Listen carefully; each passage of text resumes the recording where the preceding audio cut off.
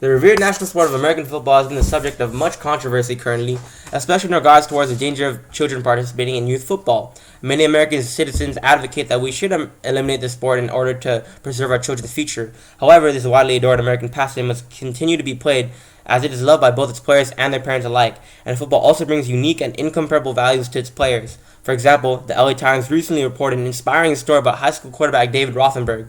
Rothenberg, described as a person who would be goofing around with teammates when the coach was looking, developed into a hardworking person who was the first player to show up to practice an hour early at the end of the season. After learning the trait of hard work, Rothenberg then proceeded to learn the values of perseverance, maturity, and dealing with disappointment. As a week before the championship game, he tweaked his ankle. However, the quarterback played through his injury for the sake of his teammates and would fall short 24/7.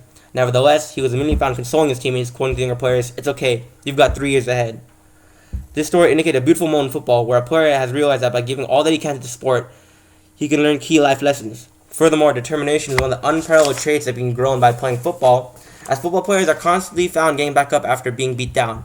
Falcon star Tim Green wrote, "Football teaches kids to get up, over and over again, and that's why you see so many people in successful positions in life.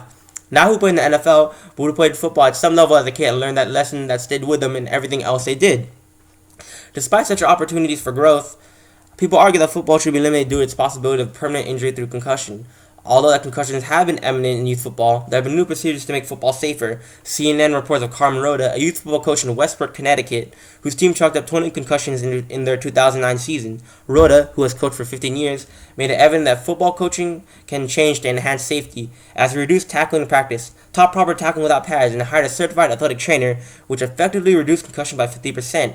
In addition, Dr. Joseph Marin, the vice chairman of the Department of Neurological Surgery at the University of Pittsburgh Medical Center, has studied the top 4 causes of concussions and head injuries occur in automobiles, bicycle riding, playgrounds, and self-propelling scooters.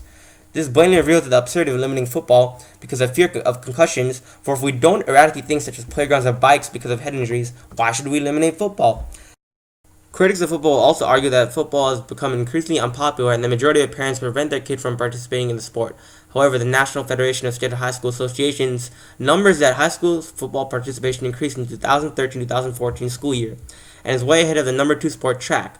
Moreover, according to an Associated Press GFK poll, only 5% of parents said they have discouraged their child from playing the last 2 years as concern over head injuries has increased at all levels of the game. Perhaps parents haven't disavowed football yet, as the sport brings social prosperity as well. A Forbes author wrote about how his son enjoyed encouragement from girls through football, and an unrelated Washington Post author wrote about how football helped him to develop some courage, cultivate loyalty, and firm up his character even with family disarray and an awful school life both socially and academically. Youth football continues to be played and must continue to be played as proven to be a distinct, integral part of American culture.